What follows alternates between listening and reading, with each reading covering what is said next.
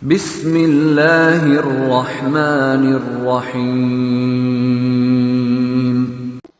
Jika para ulama wafat. Apa yang terjadi jika para ulama wafat?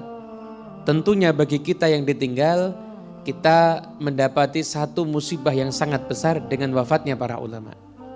Dalam satu hadis yang diriwayatkan oleh Imam At-Tabrani dari Abu Darda, bahwasanya beliau mendengar bahwasanya Nabi Muhammad SAW bersabda, "Mautul alim musibatun la tujbar wa thulmatun la tusad," ila akhiril hadis.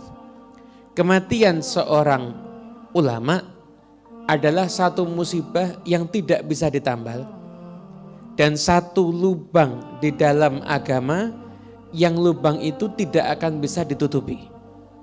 Artinya kematian seorang ulama itu bukan satu perkara yang remeh, tapi benar-benar musibah. Apabila ada seorang alim, rabbani, amil yang mengamalkan ilmunya, berdakwah, mengajak manusia minadh-dhulumati ilan nur, dari kegelapan menuju cahaya. Ketika ulama itu wafat, maka sungguh terjadi musibah pada umat ini dengan wafatnya mereka.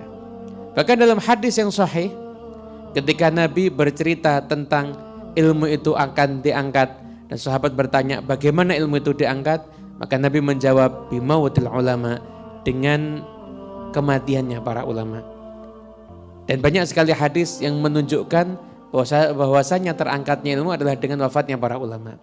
Artinya ketika ulama wafat, maka bagi kita yang ditinggal itu satu musibah yang luar biasa dalam kehidupan kita semuanya. Dan musibah itu gak bisa ditambah lagi. Karena banyak sekali ulama yang wafat, maka yang ada hanya yang meneruskan. Namun yang menggantikan terkadang tidak ada atau mungkin tidak pernah ada. Namun bagi ulama yang wafat, maka itu satu keberuntungan bagi mereka. Satu kebaikan bagi mereka. Dan pada kesempatan kali ini, saya akan membawakan beberapa kisah. Kisah ini ada dalam kitab Syarhus Sudur, karya Imam Jalaluddin As-Suyuti, salah seorang pengarang dari tafsir Jalalain. Tafsir Jalalain dikarang oleh dua imam, Jalaluddin As-Suyuti dan Jalaluddin Al-Mahalli.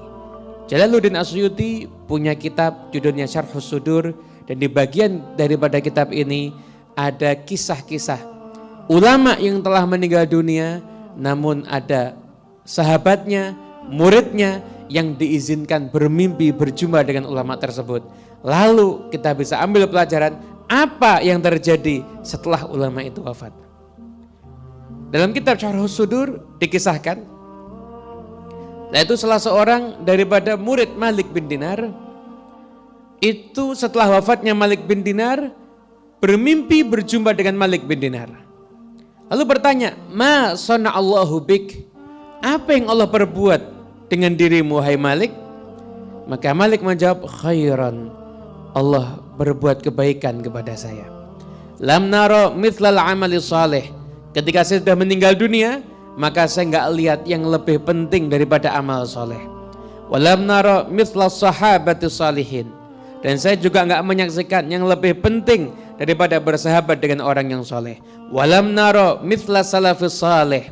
Dan saya juga enggak menyaksikan yang lebih penting dibandingkan meneladani para pendahulu yang soleh. "Walam nara mithla majalisus salihin." Dan saya juga enggak menyaksikan yang seperti majlisnya orang-orang yang soleh. Artinya Malik bin Dinar, seorang ulama besar, seorang ulama hebat, setelah wafatnya maka beliau menyatakan, sungguh yang paling istimewa ketika saya sudah meninggal dunia, saya baru menyadarinya adalah amal soleh itu nilainya istimewa. Sahabat yang soleh itu nilainya istimewa. Majlisnya orang soleh itu nilainya istimewa. Oleh karena itu banyak di antara kita yang mungkin gemar menghadiri acara pengajian dan lain sebagainya.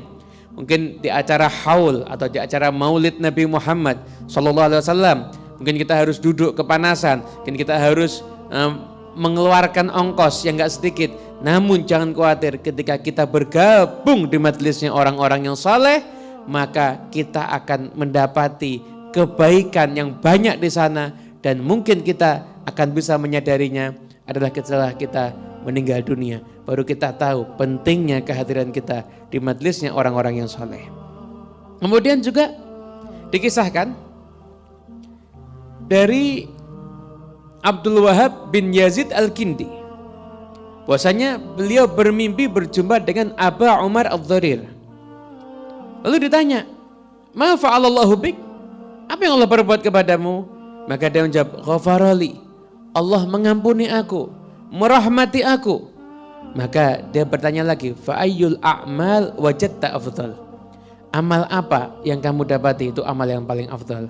Maka dia menjawab, amal yang paling bagus adalah ma antum alaihi minas sunnati wal ilmi, yaitu yang telah antum jalani saat ini. Antum mengikuti ahlus sunnah wal jamaah dan antum mengikuti ilmu. Jadi hidupnya bukan karena hawa nafsu, tapi hidupnya karena mengikuti ilmu. Lalu ditanya lagi, amal apa yang paling buruk? Maka amal yang paling buruk adalah kamu mengikuti aliran-aliran yang sesat.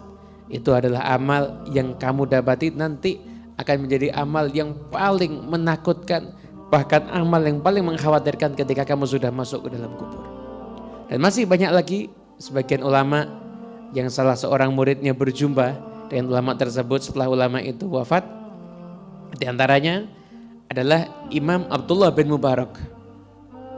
Salah satu muridnya yang bernama Zakaria bin Adi. Ini kisah juga ada di dalam Tarikh Madinah Dimashq, yaitu karya Ibn Asakir. Salah seorang muridnya berjumpa dengan Abdullah bin Mubarak, ulama besar. Ketika itu dalam mimpinya bertanya, "Wahai Abdullah, apa yang Allah perbuat untukmu?" Maka Abdullah mengatakan, "Allah mengampuni aku karena dulu aku pernah melakukan perjalanan, niatku adalah untuk mencari hadis." Jadi kalau kita melakukan perjalanan niatnya untuk mencari ilmu, maka siapa tahu karena perjalanan kita yang ikhlas tersebut, maka Allah akan mengampuni semua daripada dosa-dosa kita. Dan juga Imam Al-Auza'i,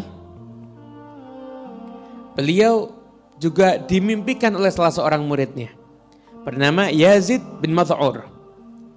Yazid bin Math'ur mengatakan, saya bermimpi berjumpa dengan Auza'i. Lalu saya bertanya, wahai Auza'i, wahai Aba Amr, dullani ala syai'in ataqarrabu bihi ilallahi azza wa jal. Tolong saya dikasih tahu amal apa yang bisa dekatkan saya kepada Allah Subhanahu wa taala. Maka ketika itu Al-Auza'i menjawab, ma ra'aitu hunaka darajatan arfa' min darajatil ulama wa man ba'dahum darajatil makhzunin. Saya enggak menyaksikan derajat yang lebih tinggi dibandingkan derajatnya para ulama, dan setelah para ulama derajat yang paling tinggi adalah derajatnya orang-orang yang sedih. Artinya apa? Orang-orang yang dalam hidupnya mendapatkan musibah namun dia tetap bersabar. Dia mencari pahala dengan kesabarannya, maka itulah orang-orang yang punya derajat tinggi di sisi Allah Subhanahu wa taala. Dan terakhir, karena enggak perlu saya panjangkan, di kitab ini ada sekian halaman, pun hanya kita pilih yang sekiranya bisa menggugah hati kita semuanya. Karena memang kajian kisah dan ibrah itu singkat. Di antaranya adalah Umar bin Abdul Aziz, punya putra bernama Abdul Aziz. Abdul Aziz berjumpa dengan ayahnya Umar bin Abdul Aziz setelah ayahnya itu wafat. Berjumpa dalam mimpinya. Dia mengatakan, aku menyaksikan ayahku ketika aku tidur setelah wafatnya ayahku. Lalu aku bertanya, wahai ayahku, amal apa yang terafdal? Maka ayahku menjawab, al-istighfar ya bunayya. Istighfar, minta ampun kepada Allah, wahai anakku, itu adalah amal yang paling afdal. Oleh karena itu, teman-teman semuanya yang dimuliakan oleh Allah Subhanahu wa taala, saat ini kita harus tahu bahwasanya ketika ulama itu wafat, bukan ulamanya yang bersedih, tapi kita yang bersedih. Dan banyak ulama yang setelah wafatnya masih Allah izinkan untuk memberikan ilmu kepada yang masih hidup, yaitu dengan diperjumpakan di alam mimpi. Dan ini ada dalam kitab Jalaluddin As-Suyuti. Artinya sanadnya adalah sanad yang terpercaya langsung dengan orang yang thiqah, dan orang tersebut memang benar-benar berjumpa dengan yang bermimpi, terus mendengarkannya sampai berjumpa dengan orang yang langsung bermimpi. Artinya amal soleh yang kita lakukan itu akan jadi kebanggaan kita setelah kita meninggal dunia. Setiap orang yang wafat meninggal dunia tidak bisa lagi beramal. Gak ada bisa lagi beramal. Namun yang mereka dapatkan adalah bekas dari amal perbuatan mereka. Yang rajin beristighfar, dia akan mendapati bagaimana istighfar menolongnya setelah dia wafat nanti.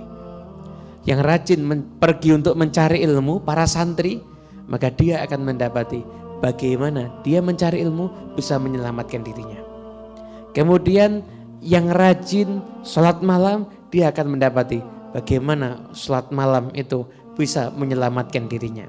Dan masih banyak lagi amal-amal soleh. Kehadiran kita di majelis orang-orang yang soleh, itulah yang akan bisa memberikan kemanfaatan kepada kita setelah kita meninggal dunia nanti.